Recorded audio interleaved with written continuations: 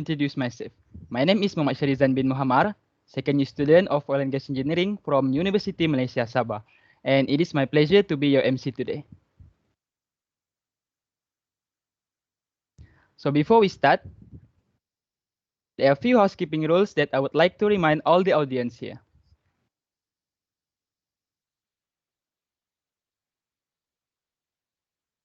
This session is expected to be around 2 hours. Kindly mute your microphone throughout the session. If you have any question, you can put them in the chat box below. And during the Q&A session later, we will attend to them, or you can use the raise hand feature and ask your question directly to our speaker. And after the Q&A session later, we will have a Kahoot quiz where the first place will win a 100 ringgit e-voucher. And for the second place, we'll win 60 ringgit e-voucher. And for the third place, we'll win 40 ringgit e-voucher. So for the winners, please stay on the line to claim your rewards later. Last but not least, please be reminded that this session will be recorded. Okay, so here's the agenda for today. To kickstart our event today, I am pleased to invite Mr. Firdaus Kamal, the advisor of SPAKL Energy Mentors Program, to deliver the opening remarks. So, Mr. Firdaus, the floor is yours. Assalamualaikum. Can you guys hear me? Yep. Is it clear? All right. Assalamualaikum and a very good morning, especially to our respected speaker, Mr. Nizam Ahmad, also known as Patam, and to everyone in the call. Well, Saturday morning, it is, to be honest, really hard for people to wake up and listen to a webinar. And because of that, I would like to congratulate everyone. And of course, thank you so much for making time to join today's event. Personally, I feel very honored to be invited to deliver this short welcome address for this event, which titled How to Ace Your Interview. Looking at the current situations, I'm sure many of you are well aware of the rapid changes that occur for the past 2 years when the COVID-19 cases started to appear. COVID-19 crisis has deeply impacted the economy, and not to mention oil and gas industry, up to the point the price hit the lowest in the history, which is around negative $37. Some might argue that this is due to the crude oil contract or whatever it is, but it happens during the pandemic. Also, we have seen worse situations in which high number of people being laid off, and this has contributed to increase in unemployment. Therefore, I believe that it is a must for us younger generations to cope with the current situations and learn on how to do well in an interview in order to land your dream jobs. For me, applying a job is an art. It is very not wise for you to apply for a job without having a strategy and understanding on the job that you are applying for. Arthur Ashe once said that one important key to success is self-confidence. An important key to self-confidence is preparations. Hence, this talk is designed specifically to give a better knowledge for all of us on how to prepare ourselves for an interview. This event brought to you by Charlie Tim from the Energy Mentors programs. A little bit about the programs. What we are currently doing under Energy Mentors program is that we offer university students or recent graduates an opportunity to be mentored by young professionals in the industry. The activities planned for the programs enable participants to network with industry professionals, and most important is to improve their soft skills. This is the third intellectual talk done by our mentee. Before this, we have a forum about the transitions of the energy industry by Team Alpha. Then a discussions about greener and brighter future by Team Bravo. And now we bring to you sessions on how to ace your interview. I strongly urge all of you here, our participants, to maximize the opportunity because we bring you a special speaker with a 14 years experience as a human resource in this oil and gas industry. I believe that we all been there doing an interview. it is becoming clear that the selection process is becoming more and more rigorous as companies are more cautious about making the right choice. I went through lots of interviews and all are basically physical interview. One thing that I can confirm is that virtual interview is very challenging. So pay your utmost attentions. Well, I don't want to take too much of your time. Our main star today is Mr. Nizam himself. To conclude my speech, a big thank you for you, especially Mr. Nizam, for joining us today. And I hope everyone can enjoy the talk and learn something from these sessions. Thank you. Thank you, Mr. Fidaus, for your speech. So now moving on to the next session. Do you remember your last interview? How did it go? Were you able to compose yourself properly or did you mess it all up? Because our team has prepared a special video for you guys that might jog your memory. Wait a little bit because our team, yep. Okay, let's enjoy the video. Did you know, according to the Department of Statistics Malaysia, the unemployment rate in Malaysia has climbed to 4.8% in June 2021, involving 768,700 people. Meanwhile, graduates' unemployment rate spiking up to 4.4%, making the number of unemployed graduates was 202,400 people, which is one-third of the total unemployed group. There are also more than 39.5 thousand graduates who were unemployed for more than 6 months.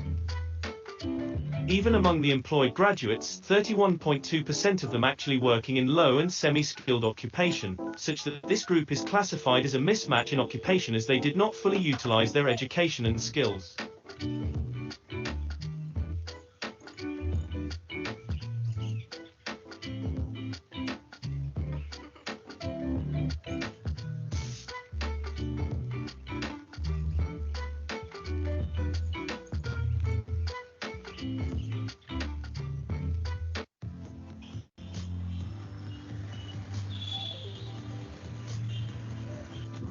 Study.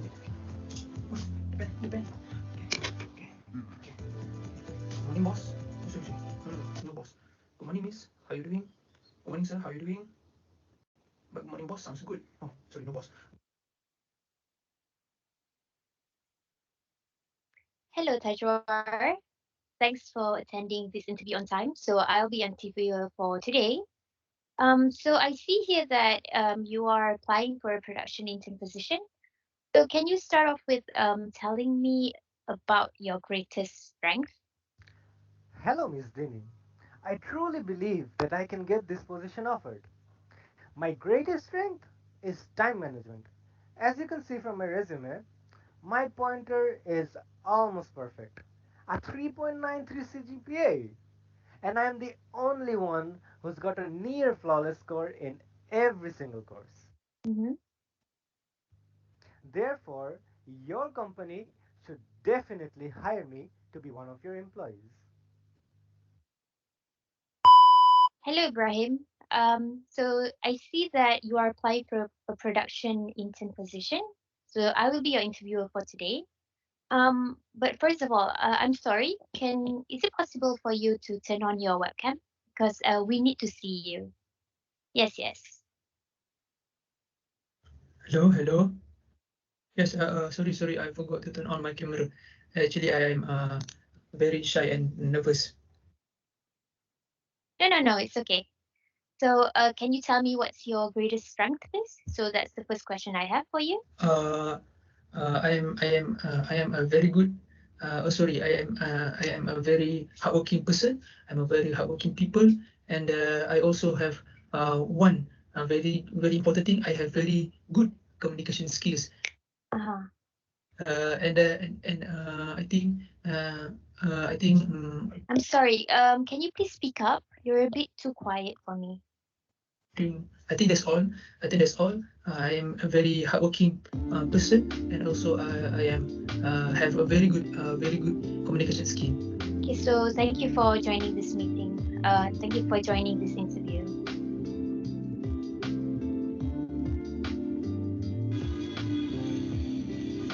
Of course they'll choose me. They don't want to lose a very potential intern, do they?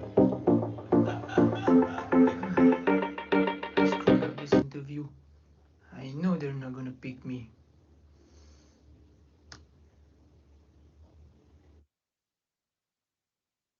Are you having an interview soon? Want to know how press is? Listen to this program till the end. Thank you. Let's check it out, guys. Let's go. I hope you enjoyed the video because I can already see few smiles on the meeting. So now, without wasting your time, allow me to introduce to you our guest for today, Mr. Nizam Ahmad, or also known as Pak Tam. So who is Mr. Nizam Ahmad? Mr. Nizam is a human resource professional with 12 years of working experience in the oil and gas industry. He also has a strong interest in humanizing HR, which leads to his passion in counseling, coaching, as well as leadership. He aspires to always lead with empathy, especially in people management matters through effective communication and writing skills. So without further ado, I would like to invite Mr. Nizam Ahmad to share his insight today. Hello, hi, Assalamualaikum warahmatullahi wabarakatuh. Waalaikumsalam, Very Mr. good Nizam. morning, ladies and gentlemen. Thank you to the organizing committee. And I think we have around 100 plus participants in the room. Welcome everyone. 169. Wow. Still This is a counting. big, yeah, and still counting. I think this is very big participants. All right. So, okay. Thank you. Someone is actually answering my salam. So I think you guys can hear me loud and clear. Right. Okay, let me check a little bit about my slides. All right. So yes, I prefer to be called as Pak Tam. All right. Or you can just call me Nizam. No worries. All right. I saw some familiar names in the chat box. Great to see you again. All right. Okay. So why I prefer to make it very relaxed, casual, and personal, because this is one of the personal session for me. All right. This is also part of my personal development as well. I'm not representing my company. I'm not representing my organization. I'm not representing my position, my current position in the organization. I am representing my experience. All right, I'm representing my experience in the past 14 years. All right, so let's make it more. Casual. Let's make it more personal so that you guys can have a personal coaching, not really coaching, so that you can have a personal information about what's actually happening in the interview room before, during, and also after. Because if I am representing a company, definitely I will not tell you much about it. All right. Some of it will be very confidential. All right. But if I'm coming from a personal, like Abang, you know, like Pak Tam, right? Like your uncle, all right? Of course, I can say a little bit extra today. Of course, we also have to maintain my integrity. I will not display, that's why I will not display any confidential information related to my organization. If you are expecting some tips on how to break through into my organization, you will not get it today. All right, you will not get that tips or tricks for today. So what I'm going to share today is a bit a general discussion on what is general expectation from most of the interviews in Malaysia, especially within oil and gas industry.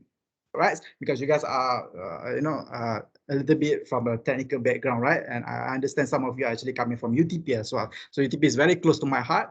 I still miss the moment that I went to the university almost every week or every month to UTP. All right. So I hope you guys, UTP students, watch out. I think you guys are good. All right. So be participative. All right. I hope you're gonna score. You can understand better during this session lah. All right. So that's about me. Nizam. So make it very relaxed for today. So what I'm going to share today is actually there are three main agenda that I'm going to share. Depends on the time given. I have until 11 a.m. almost 45 minutes. All right, almost 45 minutes of the presentation. I hope I can cover all. Number one, what are the type of interviews? Why you need to understand the type of interviews? Because different type of interviews are actually expecting a different type of answers. Okay, you have to change your language. You have to change the way you answer the questions according to the type of interviews. So you must be really aware. All right, you must know what is actually the type of interviews that you are going to. All right. How do I make sure that my slide will not be changed by someone else? I think it's good already, Nizam. It's good. Yep. I turn off, but then I cannot move on to the next slide. So I have to move. Oh, Yes. maybe our committee can. Can you move a slide, Mr. Nizam? Hold on, yeah. Okay. Now I have no control to my slide. Okay. I don't have control.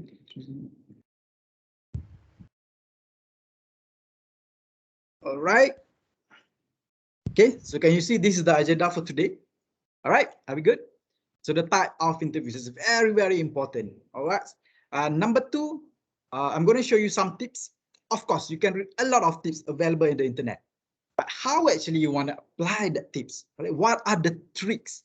All right. Most of the time, you are only reading the tips without knowing on how to actually apply the tips. So that's why some of the tips actually get misleading. All right. If you're looking at the video earlier, the presentation just now, I told to the committee, that video, if different people take it differently, all right, it might lead to a misleading information. Some people might think that, oh, I cannot be overconfident in the interview because the video said so. Right? And or I cannot say during the interview, or else I will fail the interview. Is it so? Is it true? All right. So that's why it's very important to understand why we give you the tips. All right. Why we give you the tips and what are the tricks to maneuver throughout the interview session. All right. So you must know the tips and also the tricks. Okay, on how you actually maneuver. Sometimes you cannot apply all the tips.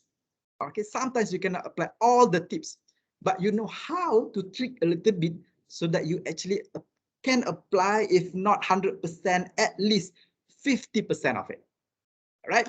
Because we are all human, we make mistakes. Don't worry, the interviewers, they are all human. So don't be afraid. Don't expect perfectionist during the interview. As long as you understand what is the basic requirement for the interview, inshallah, you will do better. You will do better in the interview. All right, there's a tips and tricks.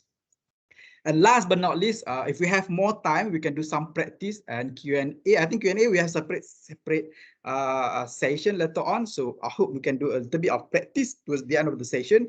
I'm not expecting a mock interview today because we have 181 people in the room, but we can do via the chat box. I can ask some question and you can write down your answers in the chat box. So from time to time, I can read the chat box and then I can actually respond. Okay, I can actually give comments. Okay, I can actually give some feedbacks on how you actually supposed to answer the interview questions. All right, so this is basically the agenda that I'm going to share today. I hope this is something that you expected by attending this session today. All right, I cannot do more than this. So I told the committee, normally I take 1 day if we want to do a mock interview. All right, normally it takes 1 day for us to really polish the skill and all. All right, but today is only, I think it's just an awareness level, just for you to understand what is the requirement and how you can actually apply at least 50% of it. All right, at least. All right. Okay, so my next slide is on the tips and tricks. Okay, so the tips and tricks actually I divided into three, what do we call it? Three levels. All right. Some of the tips that you read online, those are some basic tips.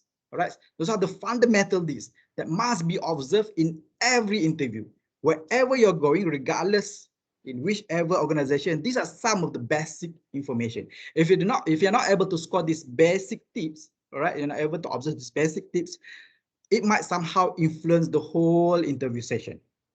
All right. Or vice versa. Sometimes some people can score the advanced tips. Okay, if you're really, really good in observing the advanced tips, for some interviewer or for some organization, they just ignore the basic tips. All right, so you will see later on, okay, how we actually influence each other. And intermediate is just a play safe in your environment. All right, it's a play safe environment. Intermediate, I mean, if you do this, it's good. If you don't do this, it's also okay. All right, but these intermediate tips will help you to boost your confidence from 0% up to 10%, up to 50%, or even up to the expected level of the interview. All right, regardless of the expected level of the interview. All right, the intermediate is actually the to differentiate you from a normal candidate to a most wanted candidate. All right, so everyone here actually want to be the most wanted candidate for that interview, right? So sometimes you have numbers of candidates for one position only sometimes, right? We have 10, 20 candidates, right, for the interview, just for one position. So how do you actually secure the session so that you become the most wanted candidate? All right. Okay, so this is how I differentiate the basic, advanced, and also intermediate tips. So again, giving tips are easy. You can ask anyone from the industry or from HR or from the career coach, career expert. They can give you any tips. But to practice the tips, that is not easy, right? So what are the tricks here? Okay, this one is important, all right? So on behalf of the industry, we actually apologize. Those coming from industry, normally we seldom meet these young graduates, all right? So the young graduates actually not sure what to expect. What is actually the expected outcome from the industry? So normally that's the issue, all right? That's the issue normally. We don't know how to bridge between the education and the industry, right? Okay, maybe I should do something like this. The window.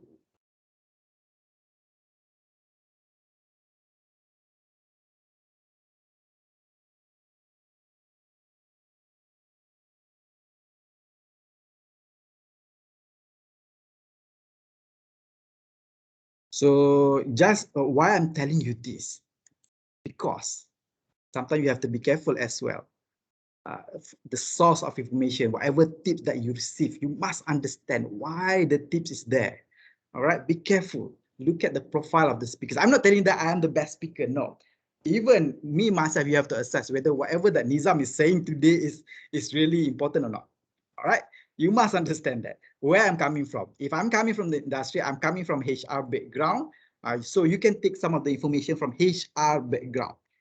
If you're listening to your mentors, like the engineers, okay, the people on the ground, the people who are actually doing the job, that is something else. The tips given are actually something else. It's coming from how you do the job. Okay, so make sure that this is the context. So make sure that you take the tips based on the requirement from the job itself. All right, from the speaker itself. Right? So if it's coming from HR, this is actually a tip from HR based on my observation, based on my experience. Whenever we talk about the candidates, whenever we meet the hiring managers, we ask the hiring managers what happened to that candidate. So then the hiring managers start sharing, oh, you know, this candidate is blah, blah, blah, blah. So that's my learning. All right. Or even me myself is actually an interviewer. I do some interview for the scholarship program. All right, so I meet a lot of young graduates, so I can see the difference as well. Okay, so my experience today, my sharing today is based on my experience, based on my observation. This is not based on research. Okay, you might compare that whatever Nizam is saying today might not be relevant to other organizations, maybe because this is not a comprehensive research. All right, you know, right? You guys learn about research methodology and so on, right? But this is a street learning. All right, so what I'm going to share today is based on my experience, based on my observation on some of the best practices, some of the comments that we receive of the young graduates. All right. Okay, let me share with you first, what is interview? Okay. An interview provides the opportunity for an organization and candidate to trade information and determine if you are a good fit. If you are a good fit to the interview, to the organization, vice versa. Okay, the keyword here is good fit. All right, it doesn't matter if you fail or pass the interview. Okay, if you fail the interview, doesn't mean that you are not a good candidate. No, it's just that you are not fit into the organization. All right. I always take it like whenever you go for an interview, it's like a dating, you know, boyfriend, girlfriend, right? So whenever you are actually having, you know, you flirt with someone else, right? When you flirt with your girlfriend, trying to find a new boyfriend, it's always about trying a good fit, All right. Sometimes it's not that because you're not handsome. It's not because you're not beautiful. Again, because girls, they have so many criteria. Sometimes they don't not sure what they're looking for from a boy, from a boyfriend, right? They're just not sure. They just want to see whether you are a good fit or not for them. It does not mean that if I don't like you, or I'm a lesbian, or I'm a gay. No, not necessarily something like that. It's just because you're not a good fit for me. That's all. But I like girls, for example. I still like girls, but I like this kind of girl, something like this. It's just a good fit. But doesn't mean that you are not a good girl. That's all. Right? So take it like a dating. Okay, when you go for a dating. All right. So a good fit. If you pass the interview, it means that you are fit into the organization, but does not mean that you can actually excel in the job later on. It's just a good fit. Means that it's a good start for you to join the organization, but the rest, okay, when you get married, it doesn't mean that it will last. Of course, we always pray that it will last forever, but still there are a lot more challenges coming after that. Then you realize, oh, this is the real, this is my real boyfriend. Okay, this is my real girlfriend. You don't see this during the dating time. Somehow it's different now. Okay, that after you pass the interview. All right, then you realize all those things. So the interview is just about, flirting with the organization to see whether you're a good fit or not, whether you are actually good for the organization, and the organization also to see whether they are good for you. All right, we don't know about that. All right, so that's the whole point of interview. So how are we going to see this? We look at your experience, we look at your ability, and we look at your potential. Experience is what you have, whatever that you have in the past. Those are all your experiences. Okay. Ability is your tacit knowledge. It's your degree. It's your academic background. That's your ability or some skills. All right.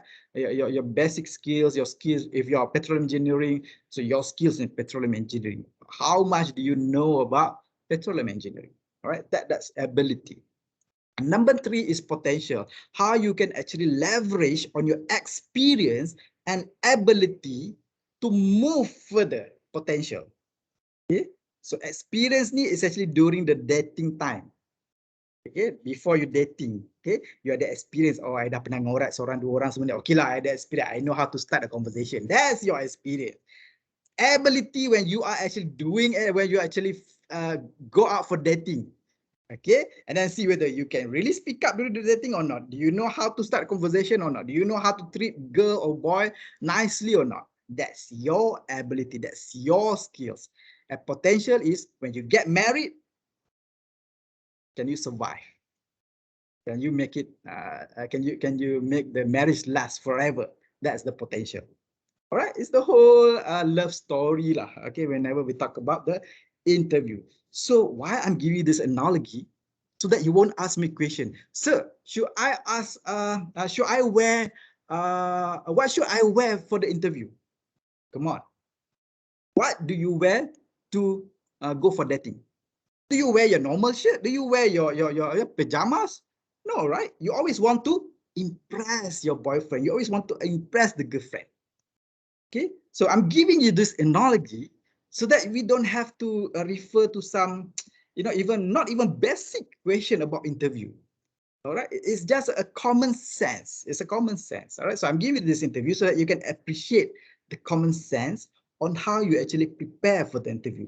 If you're not able to understand the common sense of being the best of yourself, then that's why there will be an issue. All right. For example, if you're coming late for the first date, is it going to look good on you? No, right? Right. First day dating dah datang lambat. Okay. Then bila you makan, you order makanan. What do you order for your first date? What is the food that you order? Do you like to become messy ke? Do you go to a place that is so noisy ke? You always want to go to a place that is a bit quiet so that you can have a conversation and get to know each other. So the same thing about the interview. You always have to be aware of your surrounding, the noise, the background, the lighting, the sounds, whatever in your surrounding. definitely you will not go dating dekat mana Chancellor Hall, dekat depan Chancellor Hall tu kan, duduk tengah-tengah panas, ada taik burung banyak kat situ kan. I'm just giving ETP as an example. You will not go to that kind of place. You will go to someone which is more discreet. You don't want people to see you at Village 5. You know, your friends semua nampak dekat Village 5. Oh, dia dating dengan tu lah dekat Village 5 punya cafe. Tak nak lah macam tu kan. You don't want to be known pun. You don't want people to see you. Alright? You want to be discreet. So these are analogy that whenever you go for an interview, think about you are going for your first date. All right. So then you know what you should ask. Whenever you go for an interview workshop, so you don't ask all those common sense questions. So you ask all the advanced questions, how you can actually perform better during the interview. Because I believe all participants here, you guys are actually good students. All right, so we should focus more on the intermediate and advanced tips. All right, so this is the best tips available online. I just Googled this one. I think you can just Google 1, 2, 3 until 10. This is good tips. All right, so this can be your mantra, but how to apply this? So I'm going to go through with you how to apply this. Okay, 3 popular types of interview. Number 1 is informational, number 2 is behavioral, number 3 is technical. Informational, normally they just call you, okay, what is your name, where do you live, what is your degree, those are only information, or even have a chit chat. So let's get to know each other. This is just a chit chat, okay? What do you want to do, what do you like, okay? It's a very straightforward question, It's unstructured. You can see that during the session, the interviewers can be very candid. Sometimes the questions are also not structured. Sekejap dia tanya macam ni, sekejap dia tanya about something else, and then suddenly they laugh, or suddenly they can even have conversation with you. It's just a chat. Okay. Number 2 is behavioral. This is the most popular type of interview in the organization nowadays, and the biggest threat for young graduates. This is the biggest threat in young graduates. You guys definitely can excel in the informational interview and technical interview. Definitely technical is based on your knowledge, based on your degree, all right, based on whatever that you learn at the university. But behavioral is based on how you behave in the past, I don't know, since your sekolah menengah, okay, since your secondary school, during your years in the university. This is the biggest threat because you did not behave the right way during the university. It becomes your habit, all right? It becomes your style, it's become your personality, and then you bring it up during the interview.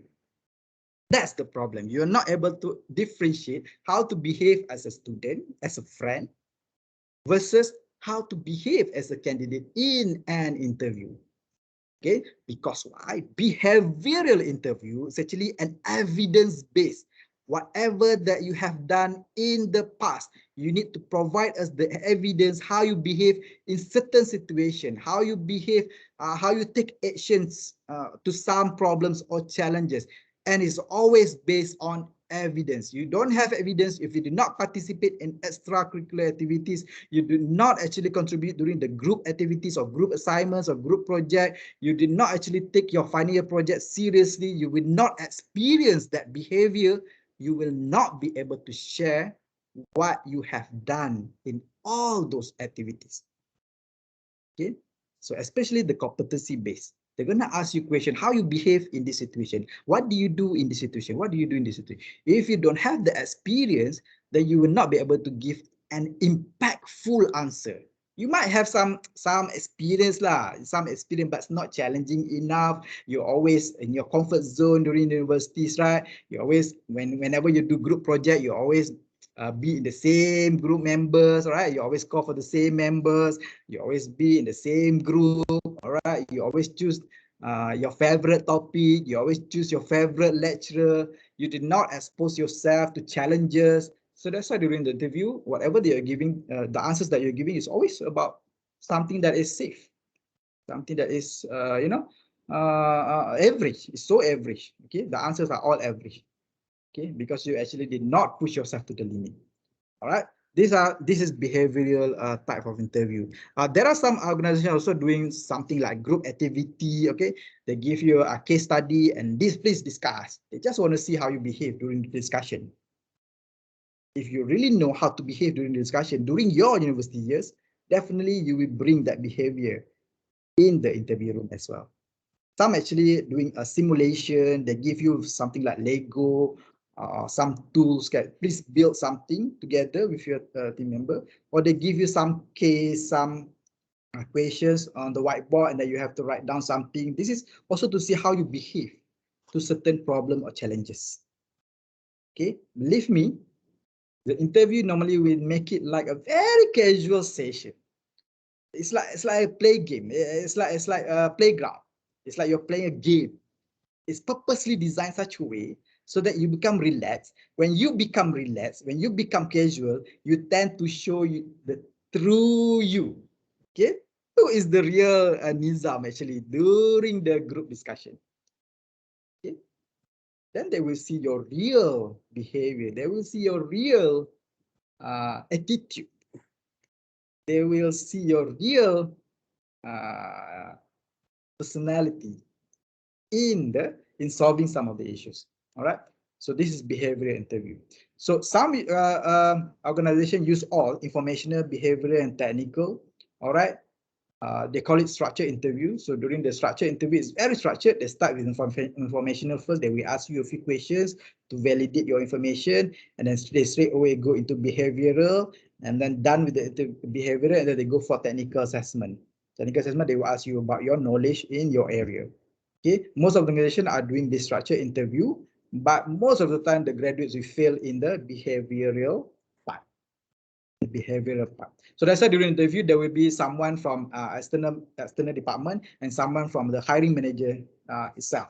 The hiring manager normally will actually assess based on the technical know-how, okay, because he's the expert in the area, right? He's the one who actually want to hire you. He knows what actually he's looking for from a graduate. What is the level of knowledge that they need, all right, from a candidate. And then another interviewer is actually to assess in terms of your behavior, okay, behavioral. So then they will calibrate which one is more important. Is it behavioral or technical? Most of the cases we have very good candidates with very excellent technical skills, but somehow when there is discrepancies in terms of your behavioral, okay, normally it will not be successful. Okay, if behavioral is not that good compared to technical, normally it will lead to unsuccessful interview. But if behavioral is good, informational is good, but technical is a little bit, you still have some lack of knowledge in certain area, normally it's still considered a successful interview. Because it's easier for us in the organization to train you, to provide you the technical knowledge, know-how later on, if you have the right behavior and you have the right attitude. Macam ada orang kata lah, kalau tak cantik, nak ajak, dah lah tak cantik. Lepas tu sombong pula tu kan. Kan, lepas tu kurang ajar pula tu kan. Lagi malas lah nak ajar kan. So biarlah tak cantik, tapi you baik hati. Orang nak ajar pun seronok nak ajar you kan. So kalau cantik lagi bagus kan, lagilah seronok nak ajar kan. Tapi kalau cantik tapi perangai tak bagus pun tak best juga. Kalau cantik pun nak ajar pun susah juga.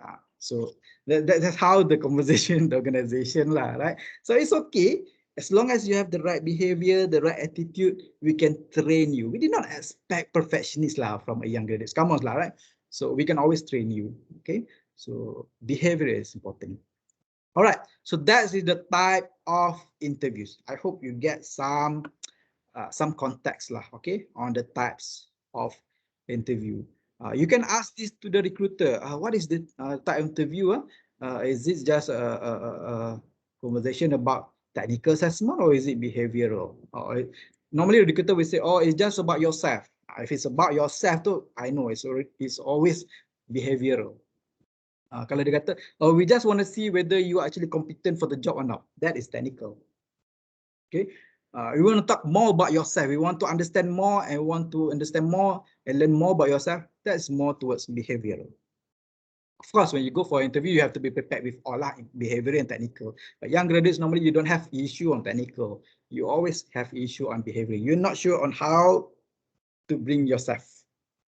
Okay, during the interview, during the behavioral type of interview. All right, so ada banyak question lah. I think we take it towards the end lah. All right, takut tak sempat masa. It's 10:40. But that's the type of interview. I hope you get it right. Okay. Okay, let's go to the tips and tricks. Just now I mentioned we have basic, intermediate, and advanced. Okay. So basic tips. It's always talking about your dress code.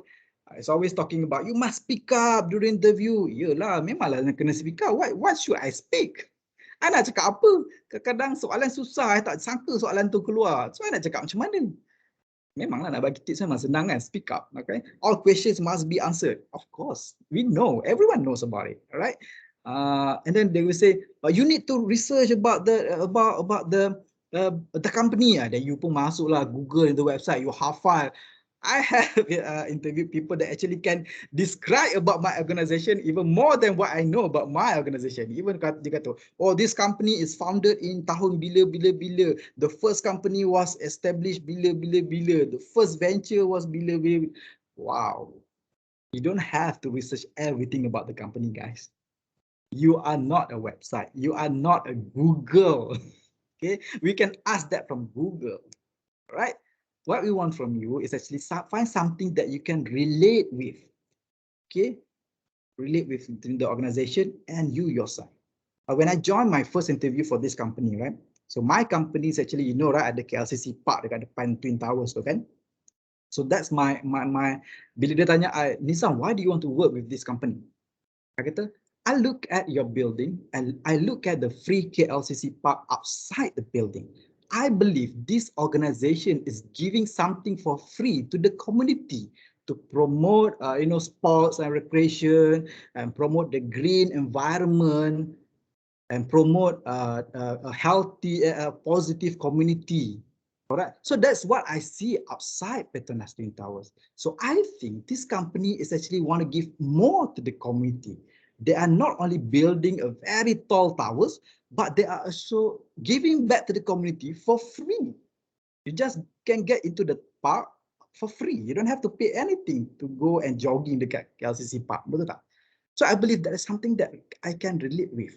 All right. I always want to contribute to the people. I always want to reach out to people. I always want to help people. So that's my answer bila ditanya I. Okay, I'm not actually bila I tanya, I'm not saying that I have the best answer, but it's something that I can relate with. And also they understand it's a very genuine punya feedback. You know, being a fresh graduate, you know nothing about the organization. You don't know how many profit they've done, how much money they have. We don't know. All right. Sometimes we just don't know. Sometimes we might know, but we will not be able to remember that. All right. So find something that you can relate. It touches the heart. So it connects with the interview. It connects with the organization. That's how you do research about the organization. All right. That's how you do research. You don't have to read all the biography, the chronology of the company, how many countries it been to. You just take the insight of it. If you want to go into international, so you just say, I understand that this company is actually have international ventures outside Malaysia. So I look forward for that challenges because that is me. I always want to do something beyond Malaysia environment. I always want to challenge my English skill. I always want to challenge my cultural adaptation skills. This is something that you can relate with. Again, relate to your behavior, to your personality, to your style, right? And how actually the organization can contribute you. Find that in the company's website. Find where you can actually connect or relate to the organization. That's what you should do research. Okay, don't come to the interview telling us what we already have in the website. No. If it's already in the website, I can just read it. I don't need you to tell me where it was established or founded. All right, that's what you need to research. Connect to the organization. Right. So of course, we're talking about dress code, how you should speak up, how you should see, how about your eye contact. Those are all common sense questions. Okay, my answer is always choose a positive appearance, personality, vibes, and energy. Can you see my vibes now when I'm doing the presentation? Can you see my vibes? Huh? Do you think this is how I'm actually speaking to my friends? Do you think this is how I actually speak to my boss? No. This is my vibe whenever I'm giving a workshop. Gila aku nak cakap macam ni dekat kawan-kawan kat kedai kopi ke apa tengah tarik tiba-tiba, oh kau tahu macam kau ngapa ini politik ke apa. Okay, so choose your vibe. So this is my vibe for a workshop. Okay, create that positive. So normally the tips is you always increase one volume up. Okay, one volume up from your normal volume. All right. And sometimes you just put it down, the volume, you put it down a little bit so that people give more attention to what you are trying to say. Or even you want to emphasize on certain things, sometimes you have to put it down. Okay? If it's very important, sometimes you put it up the volume. Right? So that's how you create a positive vibe, a positive energy to show that you are actually energetic. Okay? To show that you're actually positive for the interview. All right. And then you tell me that what should I answer during the interview if I don't know the answer? So use your resume, create an impactful resume, and that is your key reference. Whatever that you have to answer during interview must be reflected in your resume as well. Resume is a summary about yourself. Those are the things that you should talk in the interview. So make sure you understand your own resume. I have another class about resume tips. You can join my another class as well, all right? Another workshop about resume. The problem is you're actually giving you're not actually giving the impactful content in your resume. So that's why you tend to forget what's actually the most impactful experience. What is the most impactful experience? Use your resume lah. All right. So once you have a resume, you need another script behind it.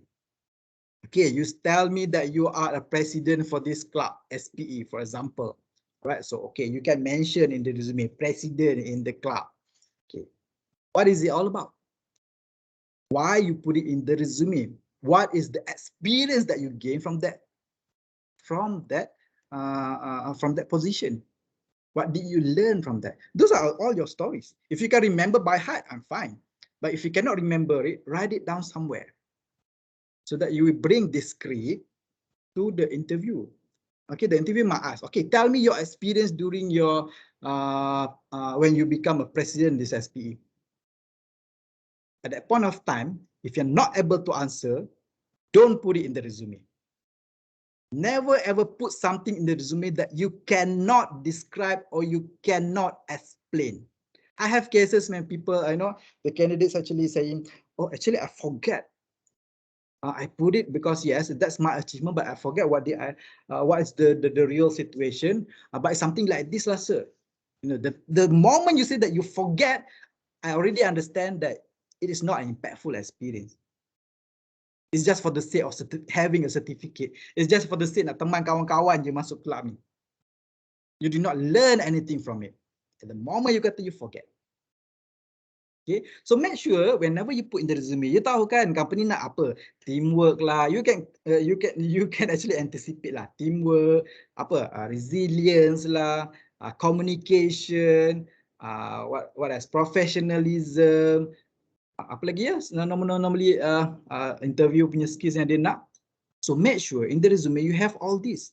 Teamwork, what is your experience teamwork? Letak dalam resume. What is your experience in being resilient? Letaklah that experience, letaklah that position, so that nanti bila orang tanya, share with me your experience when you have to lead a team. So you have an experience in the resume, talk about your experience, for example, as a president SPE. When you become a president SPE, you actually learn about leading a team. Quote that tips. Always make reference to your resume. Okay. Right. So that's the basic tips. So next, let's go to intermediate tips. And then, okay, you say, okay, so I have all the answers. I have all the information in my resume, but I don't know how to actually present it. My English proficiency is not that good. Can I mix tak bahasa Melayu, bahasa Inggeris, boleh rojak tak? I'm nervous. Okay, I cannot think on my feet. Sometimes when the question is very difficult, I blank, lepas tu I tak tahu how to answer it. So this is the intermediate tips. This is how you structure your mind. Structure your mind. Okay, we have all the information already in the basic tips. Kalau you tak ada information, I cannot help you. I cannot help you if telling me that I don't have experience in leading a team. Sorry, that's not what we're looking for. That's all. Okay, but the problem is you have the experience, but you don't know how to deliver it, how to share during the interview in a structured way. Some people, most of the young graduates, I rasa 50% daripada interview yang pernah buat, 50% of the candidates I did not recommend because they are not able to articulate the ideas. They are not able to share with me what is the real message that you want to tell me. Yang ni anda bagi analogi. Of course, you can use STAR technique, you can use CARE technique. Nanti I bagi you macam-macam teknik. You boleh learn in YouTube. Tapi, I nak bagi analogi. You guys watch movies, right? You know movies, right? Any action movies, romance or comedy, right? So whenever you watch a movie, you have a trailer, right? You watch a trailer, right? All right. It's always good to start a conversation with a trailer. Okay. A trailer, so that people get interested to know more, right? And then you get to go to the movie because the trailer is so good. Then you go to the movies. Okay, when you start interviews, something like that juga. Okay, so let me share with you an interesting experience that I have during my final year of degree. You know, at a point of time, the COVID-19 already hits us very badly. Oh, you nampak ada suspense kat situ, ada interesting moments sikit dekat situ. This is a good trailer. So people, the interviewer start, oh, okay, menarik. So I want to know more. I want to listen more. That's how you create a trailer of your experience. Right? And then you go to the movie. When you go to the movie, does the movie start from the result terus? No, right? It's always they introduce the actors, they introduce the actress, they introduce the situation, what's the issues here, and then they get into the action part, all the challenges coming, all the issues coming, you know, or macam-macam lah. And then ada plot twist sikit in the end, right? But again, at the end, there will always be a result. There's always be a good ending lah of the movie. Right? That's all about STAR technique. You start with a situation, you give some trailer about what you're going to share, and then you talk about tasks. Okay, you talk about mana?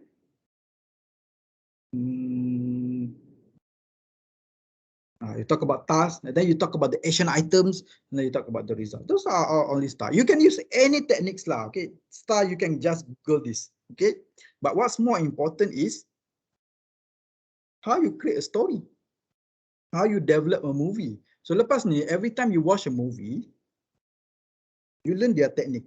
Okay, they start with trailer, then introduction of the movie, they introduce the characters and all, and then they bring in all the challenges, all the issues, and then they show you the results. What happened if you do something like this, what's going to happen? If you do something like this, what's going to happen? If you do something like this, what's going to happen? Those are STAR technique. Okay, another point here is number 2. Rehearse the first 3 minutes of the interview. They matter most. This is normally the question about introduce yourself. Please tell a little bit about yourself. This is the number 1 question interview, and you must rehearse this. Normally, whenever I'm doing interview, the first 3 minutes I already know whether I want to recommend this candidate or not. I already know about it. I can sense your vibe, I can sense your energy, I can sense your level of thinking, whether you are mature enough to share information, whether you are still like, main-main. Ada masuk-masuk interview kena bahasa pasar, tersasul kan. Gila tu biasalah kan. Budak kan. Gila kan. So experience memang gila sir. Okay. Gila. You dah terbiasa, okay? Remember, you dah terbiasa this kind of conversation. So you thought that, okay, kita memang layan je. Dalam TV memang kita layan. If you become yourself, kita lagi suka. Okay? You become yourself. You actually need to become best of yourself. Okay? Of course, you have to be yourself, but you want to become best of yourself. Alright? Don't be yourself sangatlah dalam interview. Alright? Be the best of yourself. You must know the common sense. Alright? So the first 3 minutes tu I dah tahu. The rest of the interview, I just want to add on points. Add on. Okay. Tapi kalau ada at the first, I dah nampak you are not a very good candidate. You don't have the right energy. You don't have the right vibes. The rest of the interview, I will cari points to deduct your point, deduct your point, deduct your points. Okay. Why? First impression matters. Okay. Because introduce yourself is something that you can prepare. All right. Something that you have prepared for many months or many weeks before you actually attend the interview. Okay, you should memorize. I will not recommend you to read. I will not recommend you to actually memorize macam baca skrip, macam baca berita. I nampak bila you masuk interview ada yang macam start introduction macam baca berita, macam because so formal kan. Dia tak nampak genuine. Of course you might have a script tapi make a conversational script lah. It's like you're talking to a person lah. Ada ke you pergi dating kan? Okay, I nak berkenalan dengan you lah. Okay, let me introduce you. My name is actually Nizam. I actually coming from Kuala Lumpur, Pahang. You talk like that during the date, during your first date? No, right? You always start with something interesting first. Kan? You always talk about something interesting to entice atau to create the momentum, to create the interest, to connect with the other party. Okay, to connect with the other party. So that's the thing that you kena fikir lah bila you nak pergi interview kan. You always talk about something that people want to hear. You don't want to talk about something that people don't want to hear. Right? So use this STAR technique. Okay, or even if it's even easier, you can use this CAR 131. This is something that I just come out with. All right, because I think STAR might be too long for you to remember during the conversation, during the interview. So if you can actually get this basic structure, this is also good. You talk about the challenges. What are the challenges that you are facing? What are the actions? And what are the results? You can look at the minutes that I allocate. 1 minute, 3 minutes, 1 minute. So normally in one question you can answer within no more than 5 minutes lah. Don't take one question more than 5 minutes lah. Or as I rasa interviewer pun bosan, panjang you cakap, you bila nak masuk, nak stop ni, bila nak stop ni kan. So normally it's 5 minutes is good, and then you wait for the follow up questions. Or even you can ask the interviewer, would you like to learn more, sir, about this experience? Okay, tanya. So kalau you nampak tu 131 tu it's a good proportion lah. Focus more on the actions. Why I give 3 minutes for actions? Why? Because this is where you behave. This is where you can provide evidence on your behavior. This is where you can actually provide examples on what you did in the past. Most of the cases, I nampak the young graduates, they focus too much on the challenges. Action 1, 2 je.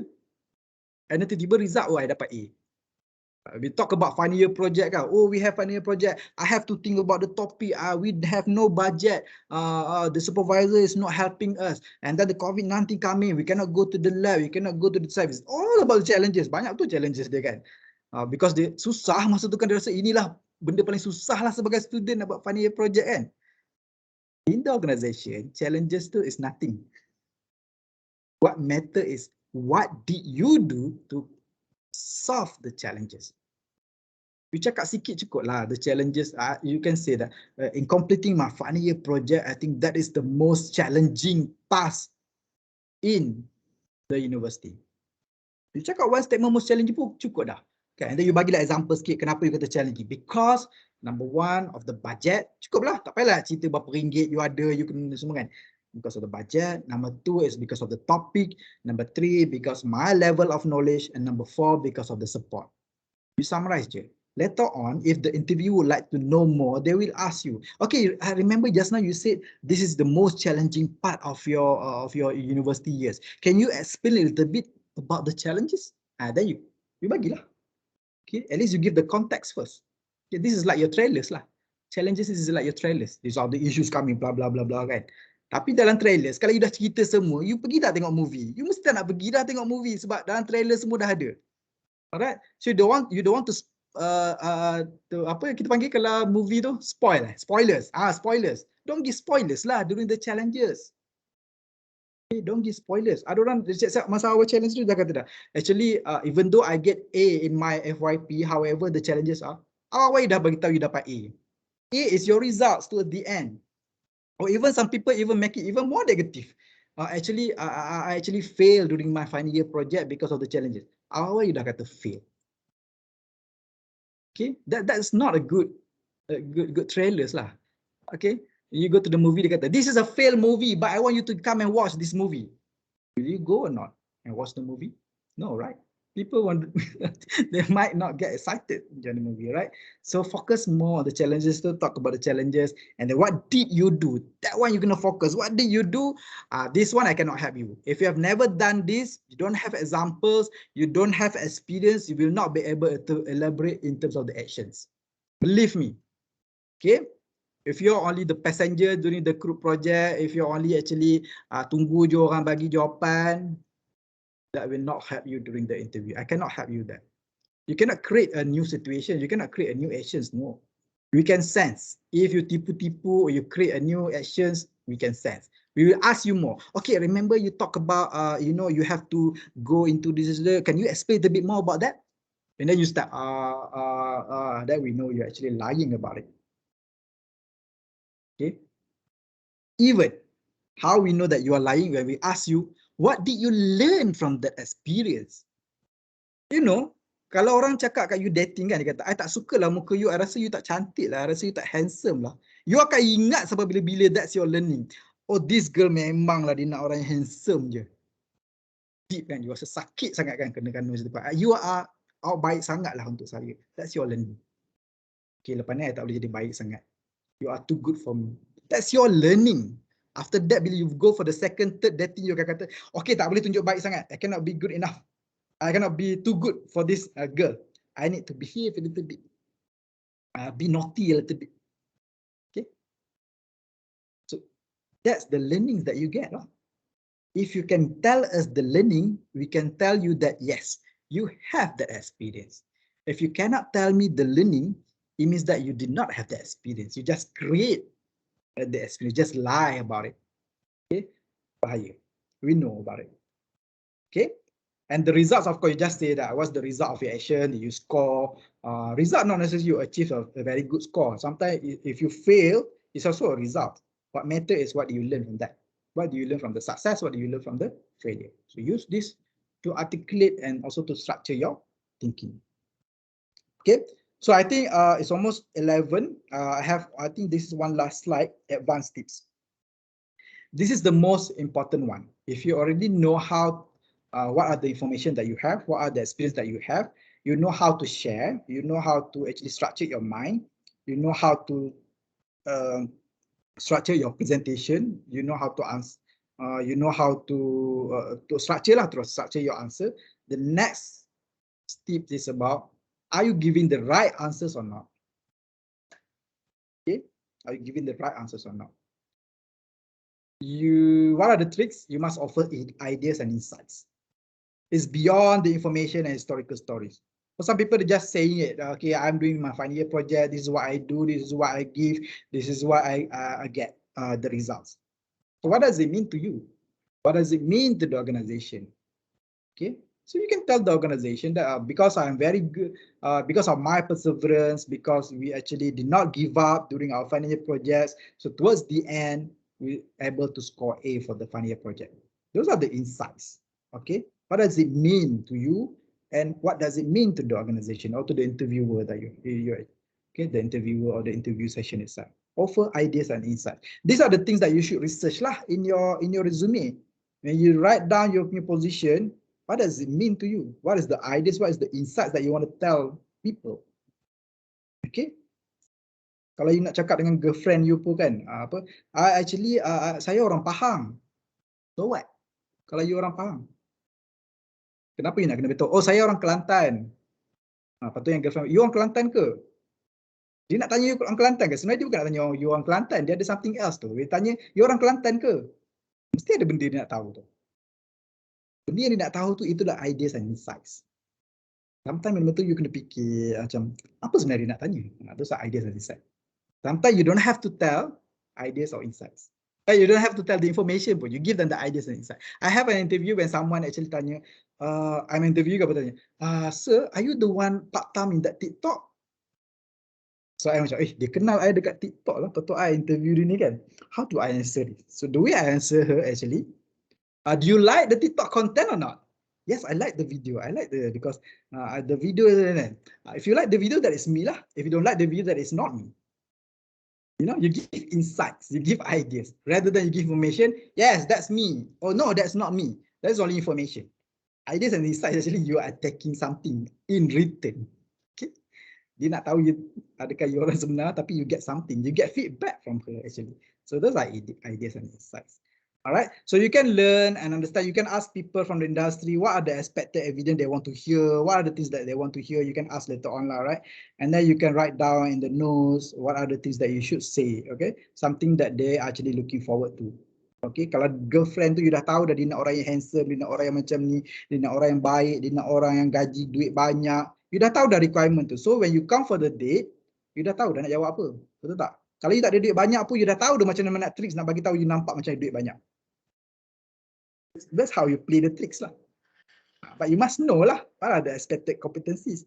Expected competencies ni normally we will not share with you lah. So, you kena baik dengan industri, you need to build your network, you need to listen more to the industry. Ada rasa industri selalu je buat talk, they will tell you what are the type of people that they want. Alright. And if you have nothing to say, the safest topic is always about potential, aspiration and growth. Regardless lah about yourself or about the organization. Kalau dating pun kan dia kata, rasa-rasa lepas ni kita boleh jumpa lagi tak? That is potential. Potential to have the second date. That's okay. Okay, so when you go for the interview, ask about potential, or you can always talk about the potential. I think I can offer more beyond the interview. If we have more time, I can actually share a little bit about my experience or my ability via the email. Are you okay with that? That's potential. Or even some people ask towards the end of the question, towards the end of the interview, what is the expected role that I can play if I get this position? See, that's about potential. Okay? Macam you dah rasa dah dapat lah job tu kan. You just want to see whether you have the potential to get the job or not. Can you also talk about aspiration? Why do you like about the job? All right. Or you can ask the interviewer how actually they see the growth of the company, how do they see the company in the next 5 years, what is the best thing about the company. Okay, so they can talk about the aspiration. Okay, that's always a separate topic lah. Don't talk about salary, don't talk about the tangible punya information. Tangible ya, tangible ni macam benda-benda yang you nampak dan you boleh pegang. Susah. Kalau benda macam tu, orang akan start judging you. Dia akan start tanya orang, kenapa you pakai tudung ni? Next time you pakai tudung warna lain boleh tak? That is tangible. Okay. Orang tu akan terasa, kenapa tudung aku ni tak cantik ke? Salah lilit ke apa kan? Dia akan start terasa macam tu. The next session, date nanti dia akan start messy. Dia tak tahu dah nak pakai tudung apa. Sejam dia bersiap nak cari tudung saja. Okay. Betul tak Gus? Kan? So if you're talking about potential, aspiration and growth, it's always about the future. It's always about something that intangible. It's always safe to talk about it because it's either true or not true. It's fine. Kalau betul pun tak ada masalah. Kalau tak betul pun tak ada masalah. Tapi kalau tanya about salary, it's always a range, right? It's always even you go beyond the range or even you go below the range. So yang itu akan tricky sikit lah because it's very tangible. Okay, these are some advanced tips on how you can actually give the right answers or ask the right question. And then you close and wrap up the whole discussion. Close and wrap up it's like a brand. You find something, one sentence or two sentences, or three sentences, not more than 3 minutes lah, for you to wrap up about yourself so that people remember this is you. Okay, after this, kalau you dengar I punya session, what do you remember about me? Alright. So ladies and gentlemen, bila you habis session ni pun you akan ingat, oh dia ni lah yang macam ni. So that depends on how you wrap up the whole interview. You want people to remember you. Okay, you want people to remember you. By what? So you need to have a very good wrap up. You can have a script lah. Jangan panjang-panjang. Nanti takut you bragging. Bukan apa, kalau you cakap banyak sangat, I takut you bragging. Okay. Because the next part is actually managing difficult situation is, if you do not panic if the interview is going poorly. It's either bila you panic, you tak cakap langsung ataupun you cakap terlalu banyak. Focus on giving the best possible answer based on the tips yang kita bagi tadi kan. Do not try to anticipate exactly how the interview will go. You start dah, oh dia nak tanya apa ni, lepas ni nak tanya apa, mesti dia tanya lepas ni. You akan start clouded your mind and then you start not able to structure your mind. Okay. And then number 3, do not answer a tough question all at once. That's why we give you the technique just now, STAR technique, right? So that you can actually structure your mind.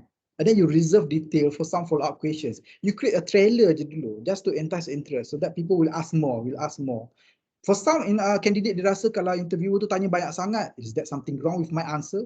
No, not necessarily. If they ask you more, meaning they are interested to know more. Alright? If they're not asking you question, maksudnya your first question answer is already not interested.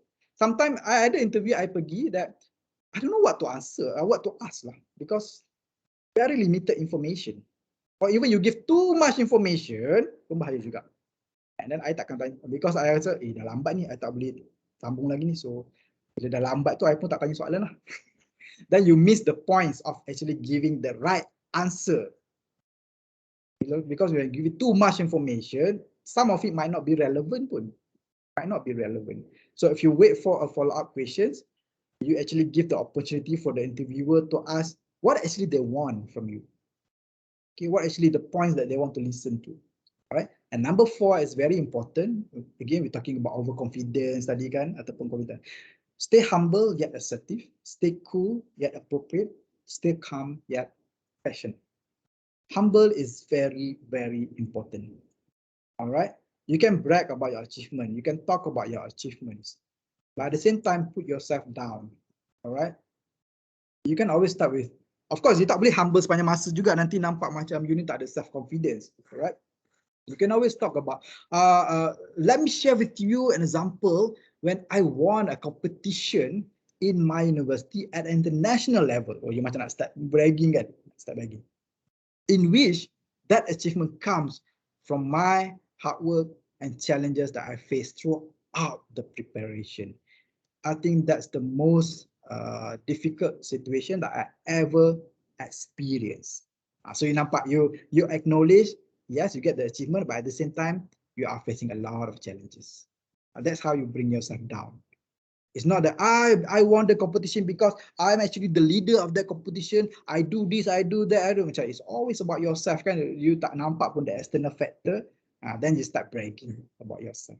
Of course, the interview is talking about yourself, but sometimes you have to look at external factors as well, because that external factors actually bring you up. Okay, those external factors actually help you to bring up yourself or even bring down yourself. And what's matter is what do you learn. Okay, what do you learn from that? So I think that's all.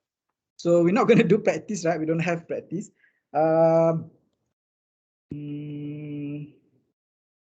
Yeah, tak ada practice. Inilah. So tapi kalau kita nak buat satu, I will give you one question and then you write down in the chat box nanti ya.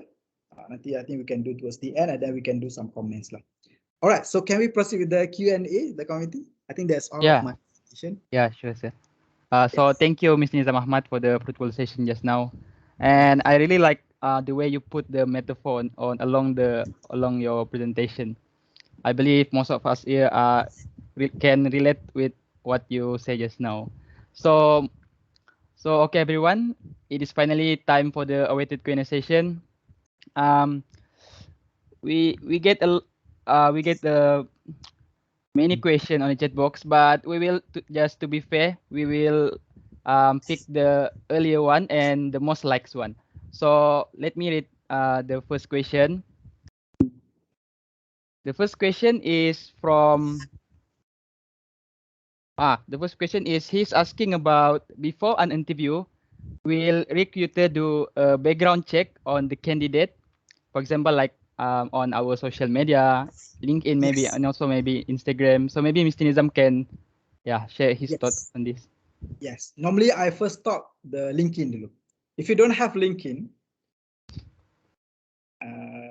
it's okay not to have LinkedIn, but somehow I dah start judging you lah. Kenapa nak cari kerja tapi LinkedIn pun tak ada? And then look at your Facebook. Oh, Facebook ada. Okay. Facebook ada tapi LinkedIn tak ada. So I nampak you macam tak serious lah for the job. That's why. But again, the stalking ni is normally bukanlah kita nak stalk you. It's not actually we want to judge ke apa, no. Sometimes you just want to get some information, extra information, how we actually prepare for the interview. You know, even when I'm coming for this workshop, I'm asking the committee, who are the people? Who are the mentors? Who are the expected participants? Because why? Because I want to relate myself to the session as well. So that's why I'm giving the analogies just now, so that I know that my audience are all young graduates. You guys are more, you can relate better to the movies and dating experience. All right, that's how I actually relate to the candidate. So when I stalk you in the Facebook and also LinkedIn, I actually want to find something that I can relate to you. Nanti bila masa interview, I can ask question that you can relate with. Okay, so that's why be very careful in whatever that you put in your LinkedIn lah. Okay, if you actually it's a good platform for you to actually show your brand, so show your personality, show your passion in LinkedIn. That's something that we can relate with. Alright, that's something that we can do. But if you calling you for interview, it's a good hints lah. Tapi kalau you tak dapat interview, sometimes maybe because kita tengok you punya LinkedIn ataupun you punya social media pun tak bagus,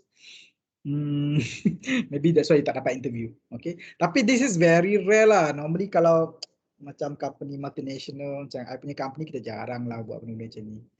Jarang lah. Okay, kalau I buat pun is just for me to research more about the candidate so that I can speak better to you, so that I can have a better conversation with you. That's all. It's not actually for us to screen ke, nak eliminate you ke, tak ada lah.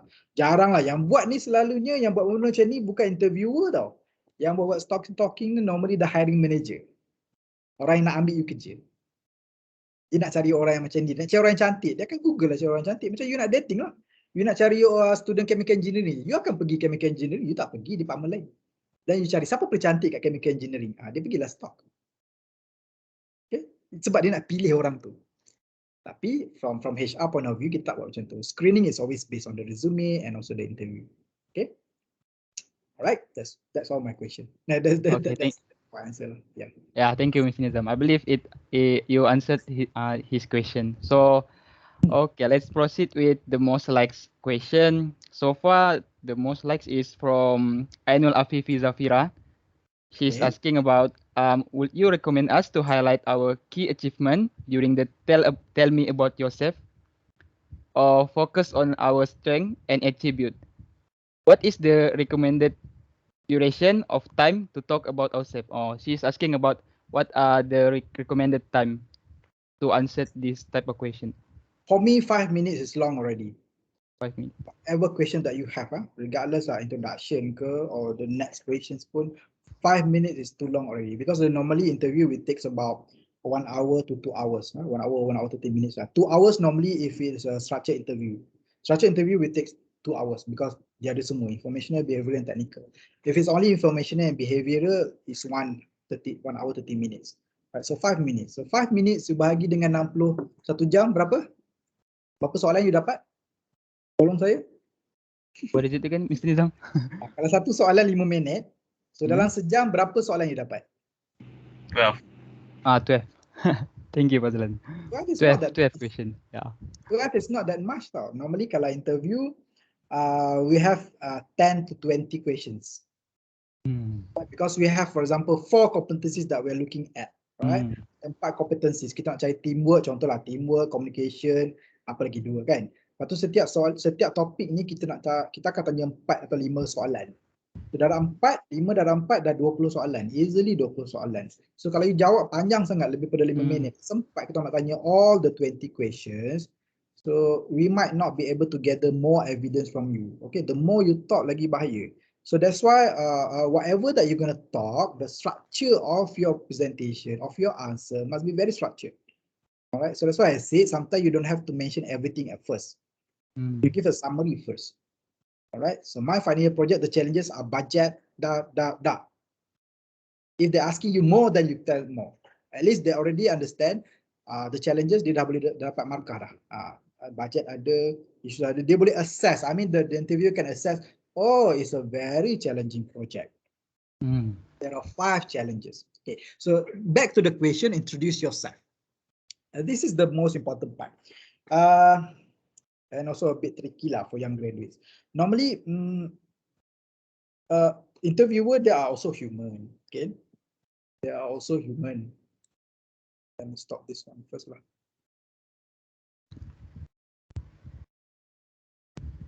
Sikit lah betul Pandri dia pergi ke last slide pula Okay, they are also human. During the introduction, macam you pergi dating lah, do you talk everything about yourself? No, right? You give the Not teaser. really. You give the teaser first. Yeah. Okay? So if you're asking me, should you talk about achievements, strength, whatever semua tu kan? Yes, you should talk all about that. Okay, you should actually start with something good about yourself, but don't give them all. Don't give them all.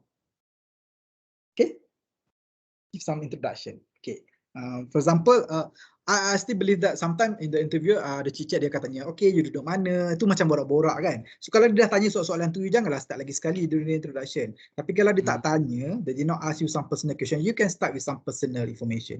So my name is Nizam. Actually, I was born in Pahang. I graduated in business administration from University Islam Antarabangsa Malaysia.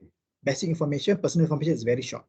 Okay, so today I'm actually presenting a student in business administration for this position. So I believe I'm actually suitable for this position because I have a knowledge in organizational behavior. You talk about subject again in digital marketing and also about company law. So I believe my knowledge in business administration is beyond the management role, and I believe I can contribute more to this organization. Right? So what I actually like about this position is because blah blah blah blah sikit. So you relate lah sikit dengan your position, relate sikit dengan organization, whatever that you talk about your strengths or your achievements, make sure that towards the end of it you can relate back to the organization or relate back to the industry. Kalau you tak kenal organization pun it's okay, you relate back to the industry. So I believe in the HR community in the world, we're always looking for someone who's actually have a lot of empathy, who can actually manage the people, who can actually manage performance management, for example, right? So I believe I have those qualities because I learned about it during my universities. If you talk about industry, you don't know whether the organization is looking for that kind of HR or not. Okay. When I go for the interview, dulu kan I start with something that I just want to have something catchy lah. So I selalu start dengan bahasa Melayu, you know, saja saja. So nama diberi Muhammad Nizam Ahmad. Saja je I nak start dengan nama diberi. So that I want to create a mood that this is relaxed. Okay. I actually control the situation. Alright. And then you start talking in English again. Alright. I was born in Kuala Lumpur, Pahang. If you know Siti Nurhaliza, that is more my hometown. My hometown is sama dengan Siti Nurhaliza. See, I create a catchy moment sikit lah. So, because orang tak kenal, tak tahu Kuala Lumpur, they know Siti Nurhaliza, they will know lah. So most of the interviewers selalunya suka Siti Nurhaliza ni. So that's how I create, you know, interest. So that lepas tu confirm dia orang akan tanya, oh satu sekolah dengan Siti Nurhaliza ya? Ya, I satu sekolah dengan dia, start tanya pasal Siti Nurhaliza pula. That's how you you know, for interest. Lalu dia pergi dating pun macam tu lah. Dia tahu tak, kita kan satu negeri. Nanti senang kita nak balik kampung sama-sama, right? So it's easy. So first dah hook dah, confirm ni akan jadi boyfriend girlfriend aku ni sebab senang nak balik kampung sama-sama. Okay? So for me, the introduction tu is always about something catchy dulu, sikit. Tapi jangan lama sangat, nanti nampak macam you terlalu relax. Then terus you start with your strengths, your achievement. What is the best thing about you lah? If you're talking about which one do you choose, strength ke, achievement ke apa ke, give the most impactful one first. The best of yourself that you think this is going to be your brand. Whatever that you start, this will be your ending later on. Okay?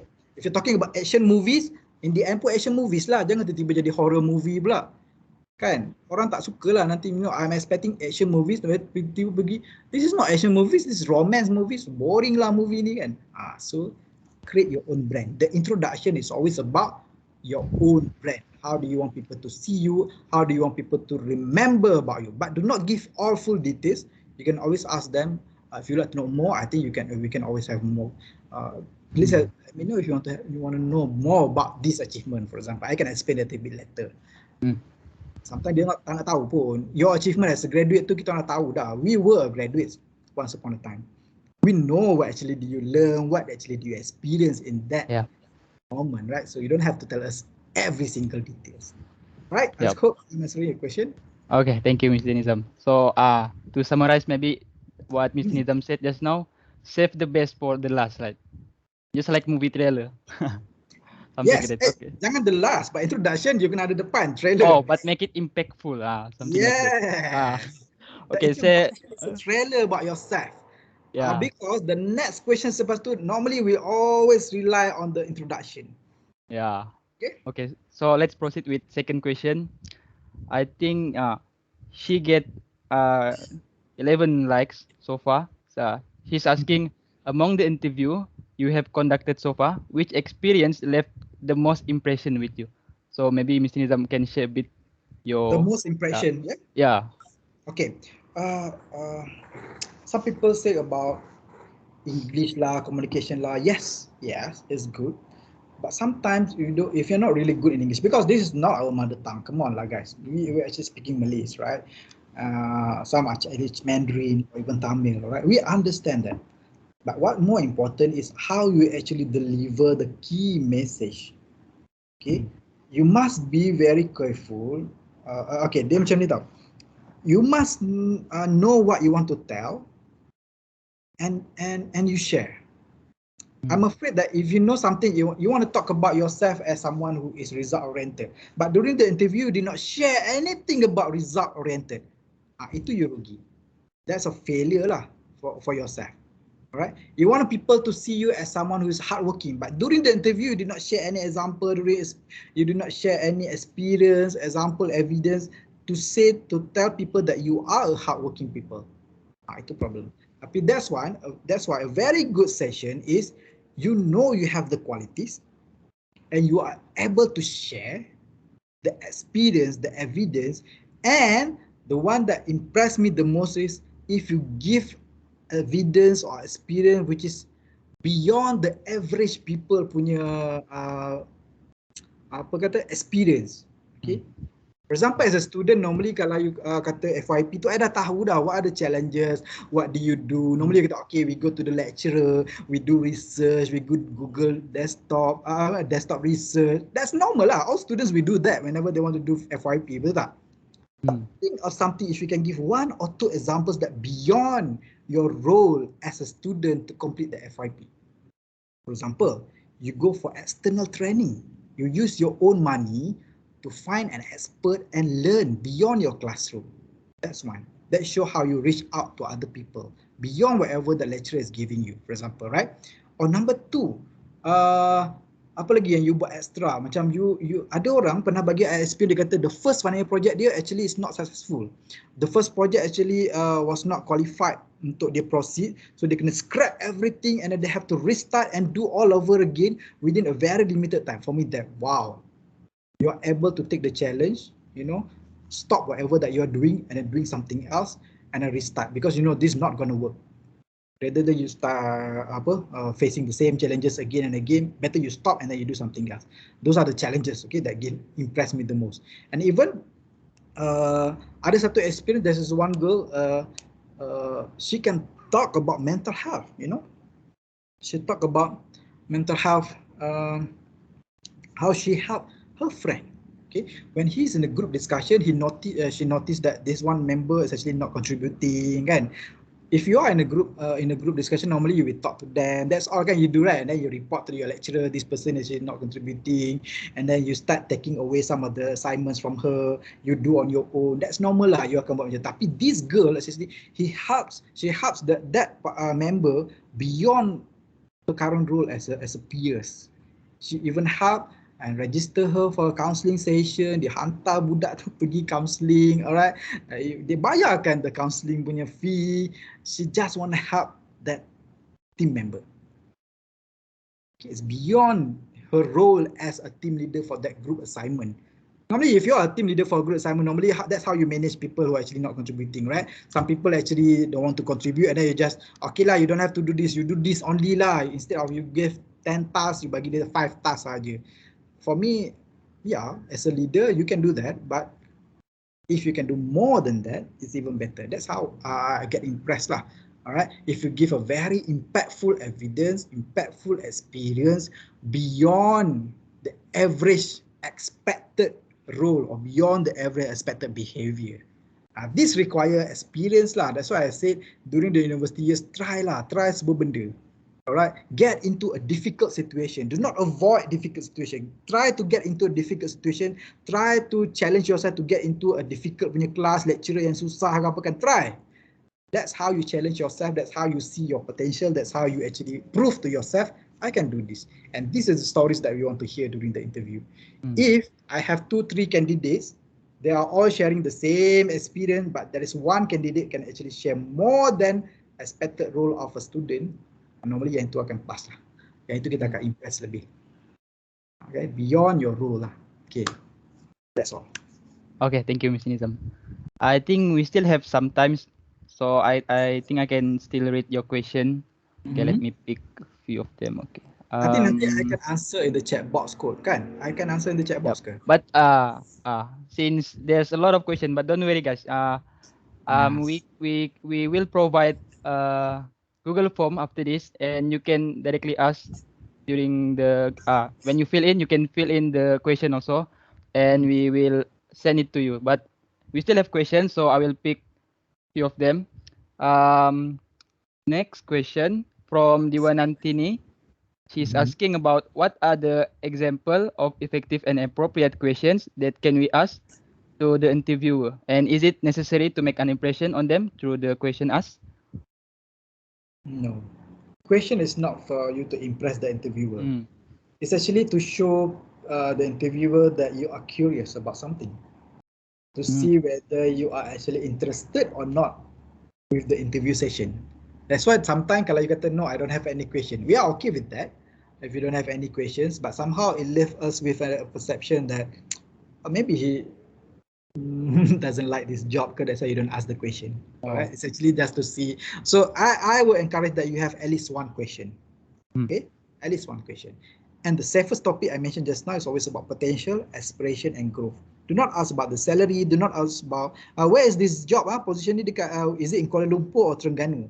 That is very tangible punya answer, right? It's always yes or no. It's always yes Kuala Lumpur, yes Terengganu.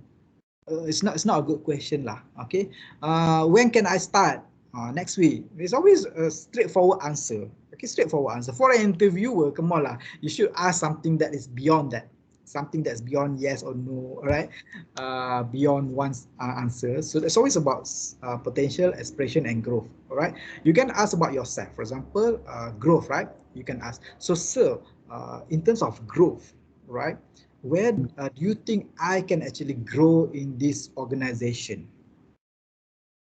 Okay, so dia akan start, nanti dia akan cerita lah how you can actually grow in the organization. They will, of course, they will give a safe answer like that. Yes, you have the potential to grow in this company if you have the right performance, you have the right attitude, right behavior. You can go beyond Malaysia because we have international operations. That's how you're going to grow. And in our organization, you will not stay in one position for long. You can always gain new skills. Okay, they will talk about their company. Okay, the interview company. So that's about something that is more intangible, right? That's about growth. So about aspiration or potential. Potential, that's why the difference between potential. Some students dia suka tanya soalan ni. I don't know. I don't like the question, but it's nothing wrong about it. It's just that I don't like the question. They always ask, how do you think about my performance during this interview? Come on, guys. We are doing the interview to assess your performance. We're not going to tell you what is your performance throughout the interview. Okay, we're not going to tell you where you should improve. No. If you have a good interviewer, maybe you tak tanya pun dia akan bagi tahu. That's okay. If interviewer tu is like a coach, macam I suka coach orang, I suka guide orang, I will tell the interviewer, the candidates. Tapi kalau you terus tanya macam how should I improve, where do you think my performance is good or not? That's not a very good question. Better you ask about potential. Better you ask about potential, make it like, so sir, based on this interview session, do you think that I can contribute to this organization? The jawapan nanti, the answer will actually, you can assess lah, you can gauge lah whether you have done good or not during the interview, without asking whether you're doing good or not for the interview. Right? You're just asking them the potential. Do you have the potential to go to contribute to this organization? And then they will tell you lah, okay, I think you have a very good knowledge in this related field. If you can improve a little bit on this, you develop yourself in this, definitely you can contribute to the organization. So at the same time, they're giving you the feedback and they give you some hope lah, at least, right? Without telling you where it goes wrong lah. Of course lah, interview dia tak suka nak bagi tahu where it goes wrong. It goes wrong in the interview. It's not good lah. It's not professional. We're not going to tell you straight on your face, you are not doing this right. No, you will not get a genuine answer. If they're answering you, you will not get a genuine answer. It's always about potential, aspiration, and growth. Aspiration, you can always ask the interviewer, sir, can you share a little bit more about your aspiration in this company? What made you stay in this company for how many years? Maybe dia cerita kan for 12 years. What made you stay in this organization? It's about his aspiration, the interviewer aspiration. Or you can ask about your aspiration. Okay, sir, I want to be someone that is, do you think how can I contribute to this organization? How can I contribute to this organization? Think something of intangible lah, not tangible punya soalan. Okay, I think that's all. Okay, thank you, Mr. Nizam. So I think I can still pick one question. Can. So okay, I will pick. From Muhammad Haziq Iqbal, he's asking about what if we don't have any chance to be a president in a certain group? Maybe just be a committee or something like that. So how do we elaborate it in our resume or during the interview? He's asking that question. Okay, so maybe Mr. Nizam can share. That's what I'm telling you. The resume is beyond the tangible information that you put in it. It doesn't matter you are president or committee members. What matters most is the experience. Even though you are a team members, but you contribute something. What do you experience? Sometimes even the team leader is not doing the leading role. Sometimes the team members is doing the leading role in certain area, for example, right? So you can always explain about it. You can always explain about your experience as a team member, but you are also leading a certain task, okay, certain actions, right? So tell us about the experience. So that's why I'm worried is because dah lah you tak jadi presiden, you're not even a lead committee, for example, and then you are just a normal committee and you actually just follow the instruction. That's not the people that we're looking for to work in our organization. We don't want people just to do the job based on whatever that is given. We want to give you job, for example, job A, we expect you to come up with something more than A. You give us A, B, and C so that we have a choice. We can choose which one is the best, right? If you're only delivering whatever that's people giving you, that's not a good example. You can survive in the university by doing that. You can survive in the university, but during the interview, that's not an impactful answer, all right? This impactful answer is always about delivering something, experience something beyond the expected role. Okay? Regardless lah, you tak ada presiden dan apa pun, is fine. Normally when I look at the resume, I look at the activeness of your participation, regardless of the position. Because I know people who actually join many co-curriculum activities, they have more experience dealing with people. And then during the interview later on, you share with us lah, what is your experience dealing with people. That's why I kata kalau group assignment, you're always working with your same team members, the experience is always, will always be the same. So your interview session, you always give the same answer. That's the problem, right? You do not challenge yourself to do beyond your comfort level. So that's why you cannot share very good experience. So it's not about position, it's about the experience. What did you learn from all those experience? Okay. Okay, thank you, Mr. Nizam. So I believe with that final question, this concludes our Q&A session. And there's a lot of questions. I couldn't make it to pass to Mr. Nizam, but don't worry, guys. We'll pass to Mr. Nizam and bring to you the answer. And I believe Mr. Nizam also touched a bit the other question, right? So with that final question, this concludes our Q&A session. And thank you again to Mr. Nizam for answering that question with a very clear and also helpful explanation. So let's moving on to the next session, which is the Kahoot session. So yeah, I will now pass the stage to my committee, Eirfan. Are you there? Yes, I'm here. Yeah. Okay, thank you. Proceed, Eirfan.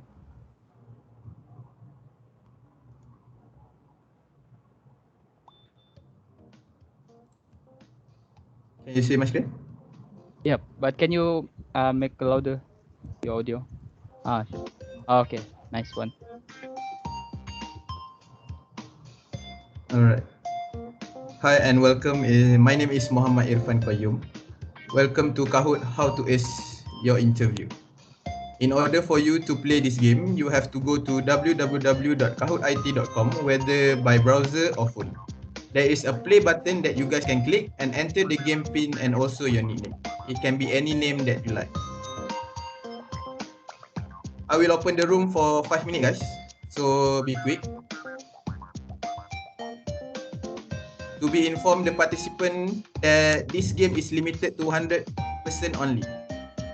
We have prepared RM50 e-voucher for 3 winners. So be quick guys, since the maximum players is 100%. It's already 64 guys, and it's coming up. So the 71 already. The questions coming from my presentation just now, right? Yes. Yep. Okay. Yes. So take this as a learning as well, right, guys? I think I can respond to each question later on, maybe to see whether you actually understand or not. Yes, this game is to test your understanding from Mr. Nizam explanation, so that we know that the talk really give the impact to the participant. 5 more slot guys. RM50 e-voucher is waiting for you.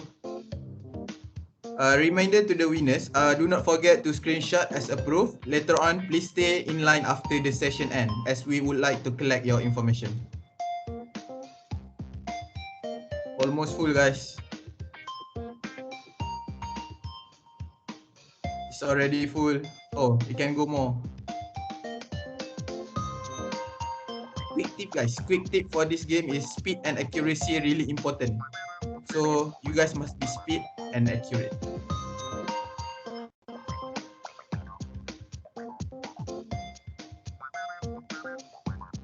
$105. Come on guys, we have about 179 participants. So where the others? Please go ahead to kahootit.com and enter the game. RM50 e-voucher is waiting for you guys.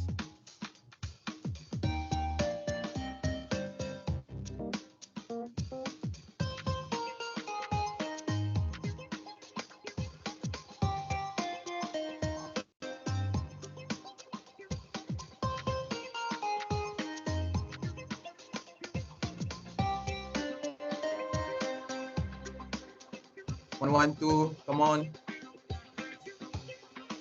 Let's give a challenge, guys. Don't make it easy.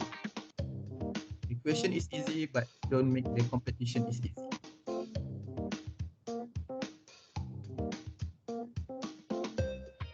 One six. Or even the vaccine is joined, guys. With Pfizer. The winner will get 100 ringgit, Apeng. 100 ringgit, really? Yep, 100 ringgit. Second place will get 60 ringgit. Second And place 60 ringgit. And the third place is 40 ringgit. 40 ringgit. Come on guys. Guys, easy money, easy question. All the question based on what Mr. Nizam presented just now. Yes. So if you focus, you can get. Another 2 minutes, guys. Another 2 minutes. Please fill in. Where's the others? About 60 participants. Come join.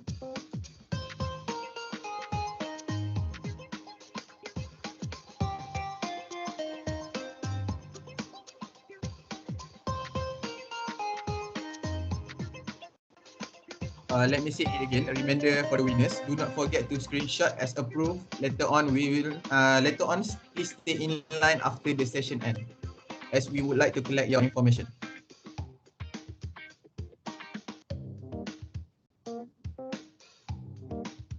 Apeng, maybe we can do like countdown. Another 1 minute. Yep. Let's go, guys. 1 more minute. Let me say the quick tip against for the new player: to gain more points, you must be sharp and quick, guys. The streak. The game also have the streak for you to gain more points. So make sure you answer all the correct answer.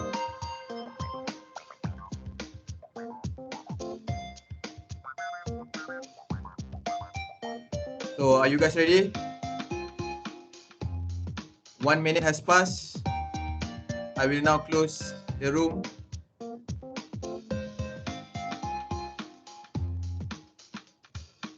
Okay, good luck and all the best, participant. RM 100 ringgit is waiting for you guys. Let's the game begin. The first easy question, number one, always the easy one. 3, 2, 1. The easy question. An interview provides the opportunity for an organization and candidate to trade information and determine if they are good fit for each other based on the following: accept, experience, potential, achievement, and their ability. You guys know the answer?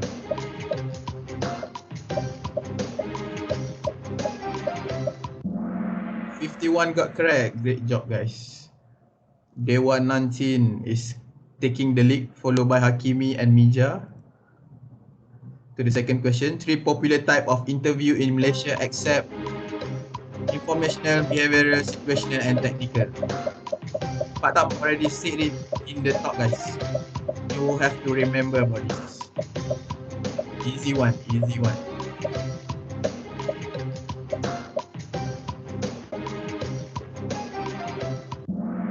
"83" got correct. Great job, guys. Great job. Dewan Tin is taking the lead, followed by Hakimi. Nini come from behind. The 3 behavioral interview focus on the following: accept, past experience, specific example, demonstrated behaviors, area explanation. Pak Tam already listed the slide. I hope you guys remember. Or maybe you guys take a screenshot of the slide maybe. 39 got correct. Still good. Hakimi is taking the lead now. The fourth question, using the star technique below are all correct about action. Accept. Star technique already been mentioned by Pak Tam, guys. Question 4 and question 5 will be on a star technique. You guys should remember this important one.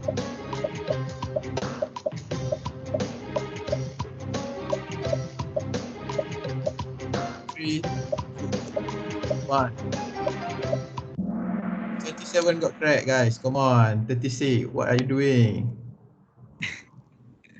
Tough round. 10 players lost the answers 3. Come on, guys. Hakimi is taking the lead, followed by Wirawit and Mija. Come on, Mija. You are third for about 4th question now. Maybe you can be the game changer. Using star technique below are all correct about except what was the outcome, what's the target, what do you learn, big objective. Guys, easy one, easy one, easy one, easy money.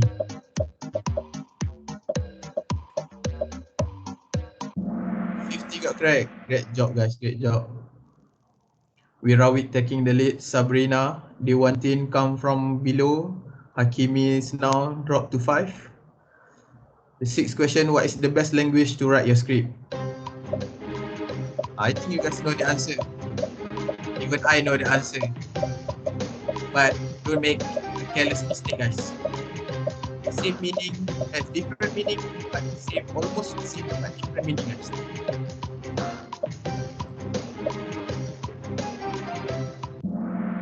Seven got correct. Wirawit is taking the lead again. They want in come number 2. Official language, guys. Official language will make you like you are reading a news. 1. Hakimi. Fikri is come from below. What is your main reference to help you during the interview? And another easy one. Common sense, guys. You already know where to listen. Guys, I can even answer with my closed eyes.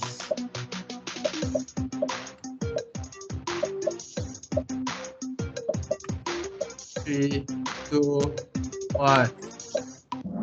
81 got 83 got correct. Oh, very good. Easy question. Nini come to the 3rd place. 8th question. Below are the safest topic to talk about if you are clueless during the interview. Accept.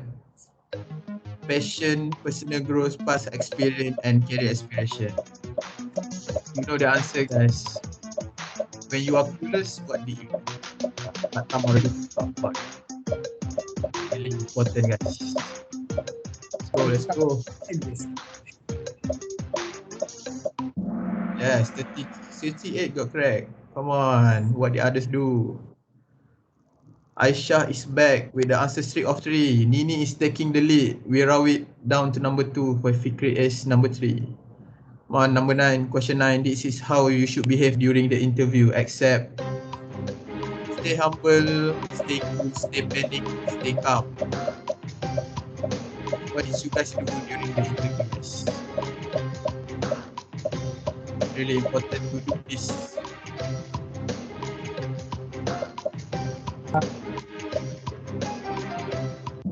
Yes, stay panic yet relax, guys. Must be relaxed even though you panic. Nini is still in the lead, followed by Wirawit. Fikri is number 3. The one team come from below to number 5. 10 question. You must answer the question all at once to ensure that you can provide the most comprehensive answer to the interviewer. Hardest question, guys. True or false? Always the hardest question. Is it true or false? We know that women always true. Men's always false. But don't get your answer wrong, guys.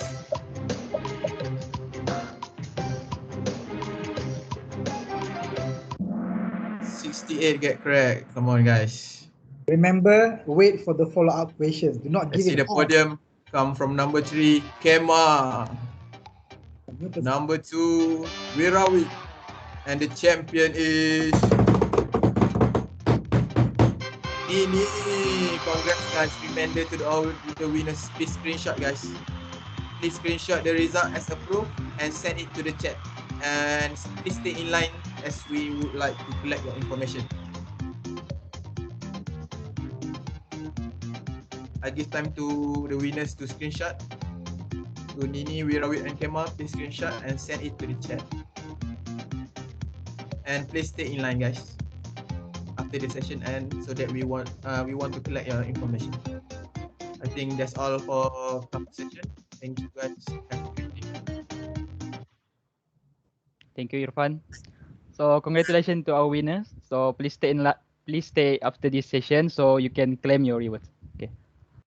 So we believe this talk will make a huge difference in terms of our preparation later on. So with that being said, we are almost at the end of our talk.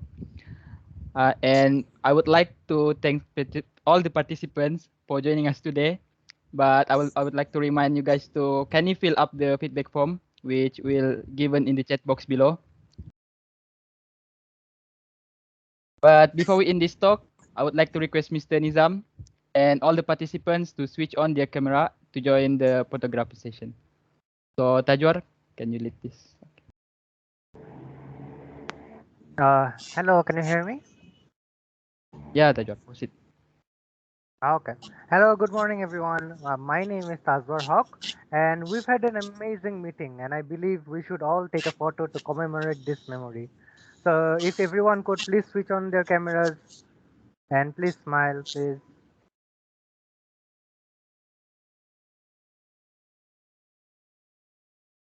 Afia, can you go to the large gallery mode?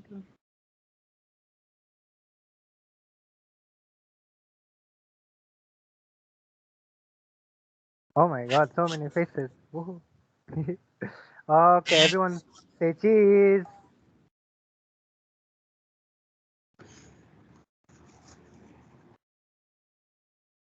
Okay, now let's take another one. Let's go to the together mode, I guess. And let's take a photo in a more good background.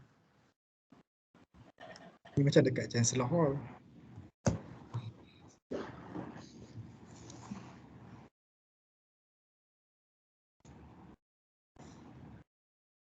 Okay, everyone say cheese again.